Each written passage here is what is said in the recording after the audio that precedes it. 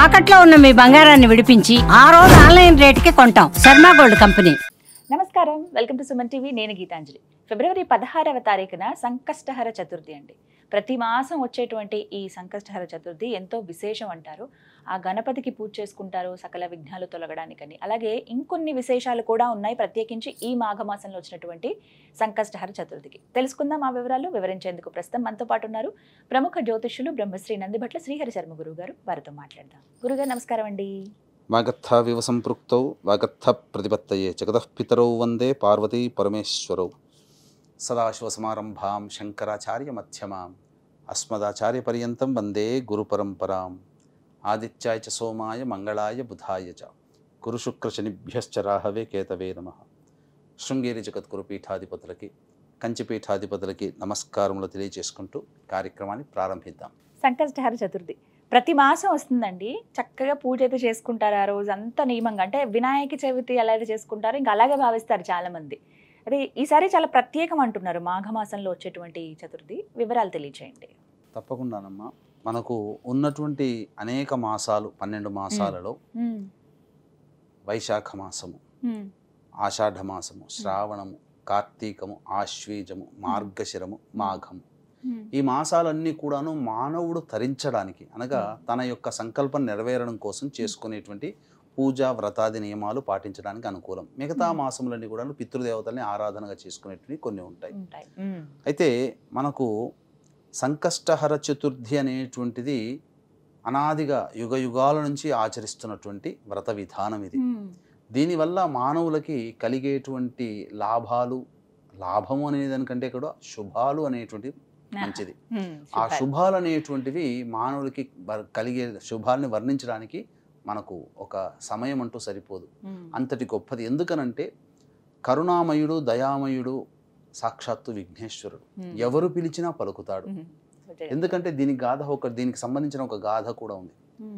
పూర్వము గణపతి చిన్నతనంలో ఎవరికైనా కానీ జంతువుల్ని చూసినా లేకపోతే ఆట బొమ్మల్ని చూసినా, ఇప్పటి కాలం పిల్లలు చిన్న చిన్న కుక్క పిల్లలతో సరదా పడుతుంటారు. మేక పిల్లలు, కోడి పిల్లలతో. అలాగే పిల్లి, ఆ ఉద్యానవనంలో పిల్లి తిరుగుతుంటుంటే ఆ పిల్లి చూసి ముచ్చటపడి పట్టుకోవాలనే ఉద్దేశంతో గణపతి వెంటబడుతుంటుంటే చిక్కకుండా ఉండేసరికి కోపం వచ్చేసేసి ఎట్లా అయితే పట్టుకొని దాన్ని గీరుతాడు. గీరేసరికి చారలు వస్తాయి. వచ్చిన తర్వాత అది ఇంటికి వెళ్ళిపోతాడు. అమ్మ ఆకలిస్తుంది, నాకు పెట్టమ్మా అని అంటే పార్వతీ అమ్మవారు ఆ గణేశుడిని చూడకుండా ఇటువైపు ఉంది తీసుకోపో అని అంటాడు. అమ్మ నాకు చూసి చెప్పొచ్చు కదా అని అంటే ఎటువైపు వచ్చినా ఆయనకి మొహం చూపించకుండేసరికి పట్టుబట్టి అమ్మని చూడాలని చెప్పి గణపతి ముందుకు వస్తాడు. కనబడగానే అమ్మవారి చెంప మీద గీరలు కనబడతాయి. కనబడేసరికి అప్పుడు ఎందుకమ్మా ఏమైందమ్మా అనంటే, నీకు తెలియకుండా ఎవరు చేశారో చెప్పు, నేను వాళ్ళని సంహరిస్తానంటే, ఎవరైనా చేస్తే నీకు చెప్పొచ్చు కానీ నువ్వే చేసావు కదా, నీకెలా చెప్పను నేను అంటుంది. ఏం జరిగింది అని చెప్పమ్మానంటే, నీకు తెలియదా నువ్వు చేసిన పని, ఒకసారి గుర్తు తెచ్చుకుంటే అంతకుముందు జరిగినటువంటిది. ఈ సృష్టినంతా కూడా ఏ రూపంలో ఉన్నా నేను తల్లినే కదా, కాబట్టి అన్ని జంతువులు నా రూపమే కదా, మరి నువ్వు ఆ ప్రాణిని నువ్వు ఇబ్బంది పెట్టావు కదా, కాబట్టి నువ్వు ఆ ప్రాణిని సంరక్షించు అనగానే ఆ ప్రాణి కోసమే ఆ ఉద్యానవనం అంతా ఎతికి ఒక చోట దాక్కున్నటువంటి ఆ పిల్లిని దగ్గర తీసి ఇక ఆ రోజు నుంచి అమ్మ బాధపడిందని చెప్పి ఆ రోజు నుంచి ఏ ప్రాణిని కూడా ఇబ్బంది పెట్టకుండా ఉన్నాడు గణేశుడు. కాబట్టి అందరినీ కూడాను సమదృష్టితో దయాదృష్టితో చూసేటువంటి ఆ గణపతిని ఎవరైతే ఈ సంకష్టహర చతుర్థి రోజున వ్రత నియమాన్ని అనగా మనకు ఈ వినాయక చవితి, వరద చతుర్థి, సంకష్ట చతుర్థి అని చెప్పి మనకు 2 నియమాలు అనేటువంటివి ఉన్నాయి. కాబట్టి ఈ వరద చతుర్థిని వినాయక చవితిగా మనం పిలుచుకుంటుంటాం. ఈ సంకష్టహర చతుర్థి వ్రతాన్ని మాత్రం పౌర్ణమి వెళ్ళిన తర్వాత చతుర్థి తిథి ప్రదోషకాల సమయంలో ఉండగా వచ్చేటువంటి రోజున ఆచరించాలి అని మనకు శాస్త్రం చెప్పబడి ఉంది. ఫిబ్రవరి 16వ తారీఖు వచ్చింది కదా, ఆదివారం రోజు వచ్చింది. దానికి ఇంకా చాలా విశిష్టతలు ఉన్నాయమ్మా. ఎందుకనంటే మాఘమాసము ప్రత్యేకం ఒకటి, రెండవది ఆదివారం అనగా రవికి సంబంధించినటువంటి వారముగా చెప్పబడి ఉంది. మూడవది హస్త నక్షత్రం ఉంది. అనగా మనకు చతుర్థి తిథిని నిర్ణయించేటువంటిది చంద్రుడి గమనమే కదా, అట్టి చంద్రుడికి నక్షత్రం అయినటువంటి హస్త నక్షత్రం ఉండగా ఇది జరిగింది. తర్వాత అది మూడవది కదా. మూడోది. ఇక నాలుగవది బుధ అనేటువంటిది. బుధుడు అనేటువంటి వాడు మనకు చెప్పాలి అని అంటే కన్యా మిథున రాశులకి అధిపతి. ఉచ్చస్థితి పొందుతాడు బుధుడు. కాబట్టి అటువంటి ఉచ్చస్థితి పొందినటువంటిది రాశి కన్యా రాశిలో చంద్రుడు ఉండగా చవితి ఏర్పడుతుంది. ఇది కన్యా రాశి కదమ్మా. అంటే కోమలత్వము, దయ, కరుణ, అలాగే సహనాన్ని సూచించేటువంటి రాశి. ఆ రాశిలో చంద్రుడు ఉండగా చతుర్థి తిథి వస్తుంది. అన్నిటికంటే ఇంకొక ప్రధానమైనది ఐదవది గొప్ప లక్షణము, ఆ సమయము ప్రదోషకాల సమయంలో చేసుకోమని చెప్పబడి ఉంది కదా వ్రతము. ఆ ప్రదోషకాల సమయము స్థిర లగ్నంలో ఏర్పడింది, అనగా సింహలగ్నము. సింహలగ్నంలో చేసినటువంటిది ఏంటంటే లక్ష్మీప్రదము. కాబట్టి సింహలగ్నాధిపతి అయినటువంటి రవి కూడా, అలాగే హస్త నక్షత్రము ఏ రాశిలో ఉందో ఆ అధిపతి అయినటువంటి బుధుడు కూడా సప్తమ కేంద్రంలో స్థితి పొంది ఉండి లగ్నాన్ని చూస్తున్నాడు. ఇది చాలా విశేషం. పైగా మనం చూసుకుంటే రాశి నుంచి నవమ స్థానంలో గురుడు ఉన్నాడు, సప్తమ స్థానంలో శుక్రుడు ఉన్నాడు.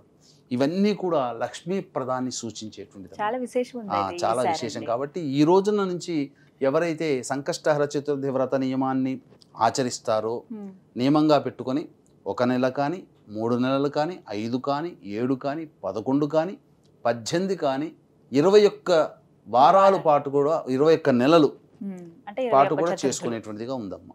ఇలా సంఖ్య బట్టి చేసుకోవచ్చు. వాళ్ళ ఓపిక ఎలా చేయాలండి అంటే మనకు శాస్త్ర ప్రమాణాన్ని అనుసరించి మనం చెప్పుకోదలిచినట్లయితే ఉదయాన్నే లేచి కాలకృత్యాదులన్నీ తీర్చుకొని 16వ తారీఖు రోజున అయింది కాబట్టి 16వ తారీఖు రోజున ఒక చక్కటి చతురస్రముగా ఉన్నటువంటి ఒకటి పసుపు రంగు గుడ్డని మనం తీసుకొని ఒక పీటను ఏర్పాటు చేసి ఆ పీటని చక్కగా పసుపుతో అలంకరించి దాని మీద షట్కోణముతో ముగ్గు వేసి పసుపు కుంకుమతో అలంకరించి దాని మీద ఈ యొక్క పసుపు గుడ్డను పెట్టి ఆ పసుపు గుడ్డ మీద 3 పిడికిళ్ళు బియ్యము పెట్టి దాని మీద తమలపాకులు, ఖర్జూరములు, వక్కలు, గణేషుని యొక్క రూపముగా పసుపుతో చేసినటువంటి హరిద్రా గణపతి పెట్టుకొని పూజ చేసుకోవాలి. మొదలుగా పూజ చేసుకొని సాధారణంగా గణపతి పూజ చేసుకోవాలి. ఆ రోజంతా కూడాను ఉపవాస నియమాన్ని పాటించాలి.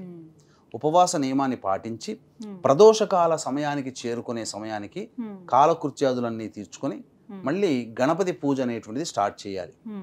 అయితే ఈ గణపతి పూజ అనేటువంటిది మనము దేవాలయంలో ముందుగా వెళ్ళి గణపతికి అర్చన, గరికతో అర్చన అవన్నీ జరిపించుకుని వచ్చి ఇంటికి వచ్చి నియమాన్ని పాటించాలి. చంద్రుణ్ణి చూసి అప్పుడు నియమాన్ని పాటించాలి. ఆ చంద్రుని ఖచ్చితంగా ఆ రోజున చూడాలమ్మా. చంద్రుడు నెలవంక మంచిగా చక్కగా కనిపిస్తుంది. ఇక ఆ 3 పిడికిళ్ళు ఏవైతే బియ్యం తీసామో ఆ బియ్యాన్నంతా కూడాను వేసి బెల్లముతో చేసినట్టు పాయసంగా చేసి అప్పుడు గణపతికి పూజ చేయాలి.